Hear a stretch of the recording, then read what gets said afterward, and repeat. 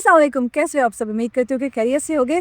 आज मैं मौजूद हूँ नर्सरी में और आपके साथ गाइडलाइन शेयर करने वाली हूँ कि फ्लावरिंग प्लांट खरीदते हुए ना कौन सी बातों का ध्यान आपने करना है। आप ना नर्सरी जाते हो और प्यारे प्यारे फूलों वाले पौधे देखते हो ना और कहते हो बस मैं इनको लूँ और मैं घर चला जाऊँ, लेकिन आपको ये नहीं मालूम होता कि उनकी केयर कैसे करनी है, कैसी प्लेसमेंट है, पैसे में ज़्यादा खर्च कर रहा हूँ या कम कर रहा हूँ। तो अगर आप ये मेरी वीडियो देखोगे ना तो आपके जो है ना वो पैसे भी बच जाएंगे, आपके पौधे भी बच जाएंगे और आप अगले वाले ना गार्डनर बन जाओगे मेरी वीडियोस देख के। गाइस अगर फूलों वाले जो पौधे हैं ना आपने उगाने हैं, चाहे वो स्प्रिंग के हैं, समर के हैं, वो विंटर्स के हैं, तो सबसे जो चीप ऑप्शन है ना जो वो है जी सीड के थ्रू उगाना। तो आप सीड्स बाय करो किसी भी ऑथेंटिक जगह से, उनको खुद लगाओ। थोड़ी दिक्कत होगी, मेहनत करनी पड़ेगी, लेकिन ये सबसे सस्ता ऑप्शन है ना फूल लगाने का। तो गाइस दूसरी जो बात है ना वो मैं आपको ये बताने वाली हूँ कि जब भी आप फ्लावरिंग प्लांट बाय कर रहे हो आपको ये मालूम होना चाहिए कि ये स्प्रिंग फ्लावरिंग प्लांट है, समर फ्लावरिंग प्लांट है या विंटर फ्लावरिंग प्लांट है। जब तक ये मालूम नहीं होगा ना घर लेके जाके फिर बस टाइम खुशी हो जानी है उसकी। तो अब मैं इस चीज को मैं आपको एग्जांपल के साथ बताती हूँ, चलो मेरे साथ। बस यहाँ पे आप देखो ये सारे पड़े हुए हैं वियोलास, ठीक है, और मैंने भी यहाँ से ही परचेज किए थे जो मेरे घर में है,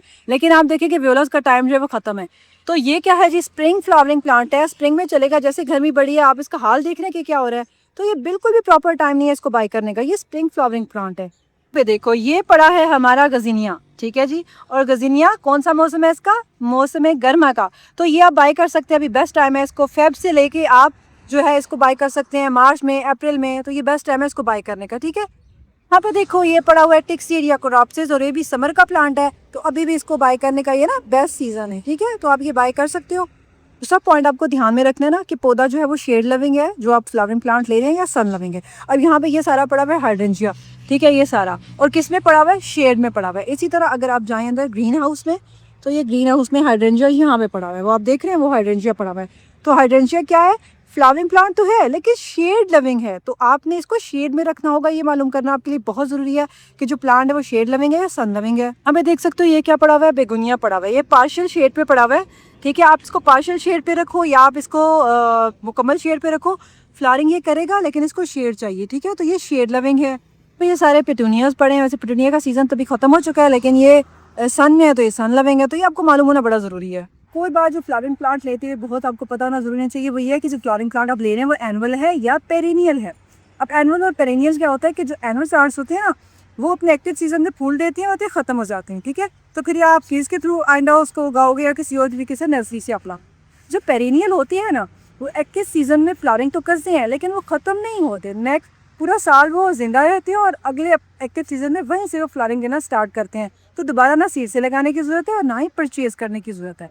अब एनुअल्स कौन से हैं, पेटूनिया हो गया, मैरीगोल्ड हो गया, गिनिया हो गया, ये सारे एनुअल में एक्टिव सीजन में फ्लावरिंग लेंगे फिर खत्म। लेकिन अगर आप बेगुनिया लोगे, आप हाइड्रेंजिया लोगे, एक्सोरा लोगे, पेंटास लोगे, जोरबेरा डेजी लोगे, तो ये क्या है, पेरिनियल्स हैं, अगले सीजन के फिर से जो है ना एक्टिव सीजन में फ्लावरिंग स्टार्ट कर लेंगे। और यहाँ पे क्या हमें फायदा हो रहा है कि दोबारा ना प्लांट परचेज करना पड़ रहा है ना सीड से उगाना पड़ रहा है। अब एक और इम्पोर्टेंट बात यहाँ पे ना आपके पैसों की बचत में करने वाली हूँ। आप ऐसे ना बिगिनर गार्डनर्स होते हो, आपकी रोड साइड से गुजर रहे हो, नर्सरी आपने देख ली, सामने जी गमले पड़े हुए हैं बड़े बड़े, आपने वहाँ से गमला उठाया, कितने का जी थोड़ा सा प्लांट, वो कह रहा है जी 300 का, लाई करते करते 250 का लेके अपने गाड़ी में रखा, आप घर चले गए। और यहाँ पे आपने अकल तो लड़ाई नहीं जी, अकल लड़ानी है। अकल कैसे लड़ानी है, आपने बिल्कुल सामने जो फ्रंट पे रोड साइड पे नर्सरी के पौधे पड़े हुए हैं, फ्लावरिंग प्लांट पड़े हैं, वो नहीं खरीदने। आप पीछे आ जाओ, पीछे आ जाओ और आके देखो। अब आप देखो कि प्लास्टिक के गमले में एक पौधा पड़ा होगा, उसके अलावा किसी एक गमले में बहुत सी पनीरियाँ पड़ी होंगी, या आप ऐसे देख लो कि ट्यूब में प्लांट पड़ा होगा। अब जो गमला मिट्टी वाला बड़ा वाला है ना, सेम प्लांट का साइज होगा, सिर्फ गमला लगा दिया, 300-250 में बेच रहे हैं। वही प्लांट जो है ना आपको 20 रुपये में, 30 रुपये में वो ट्यूब में मिलेगा। वही प्लांट आपको 50 रुपये में जो है वो प्लास्टिक के गमले में मिलेगा। तो थोड़ी सी अकल लड़ाओ, आगे सर्च वर्च करो नर्सरी में, फिर जाके प्लांट लो। एक और बात, जब आप फ्लावरिंग प्लांट लेते हो ना तो एक फ्लावरिंग प्लांट हम लेते हैं जी 250 का, 300 का गमला वो मिल रहा है कि बड़े गमले में लगाया हुआ है, तो प्लास्टिक का गमला 50 रुपये में मिल रहा है। अब फ्लावरिंग प्लांट के साथ मसला ये कि अगर एक आध लो ना तो घर में जाके रखोगे तो नजर भी किसी को नहीं आएगा।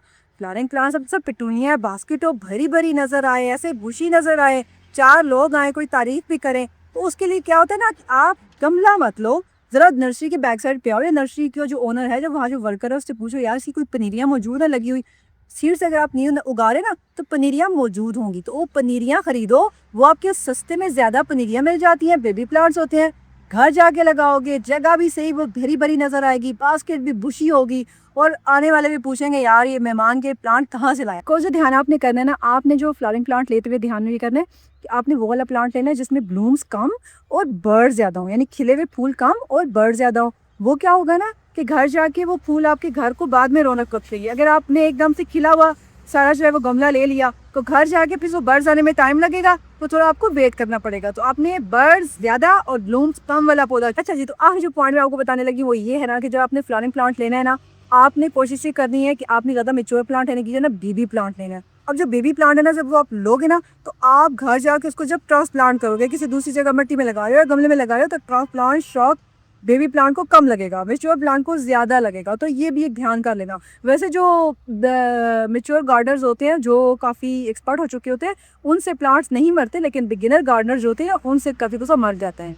तो जी उम्मीद करती हूँ कि आज की वीडियो आपको पसंद आई होगी। वीडियो पसंद आई हो तो वीडियो को लाइक कीजिएगा, चैनल को सब्सक्राइब कीजिएगा और वीडियो को अपने प्लांट लवर्स दोस्तों के साथ प्लांट भी शेयर कीजिएगा ताकि उनको भी ना मेरी बातों से फायदा हो। वीडियो देखते तो बहुत बहुत शुक्रिया।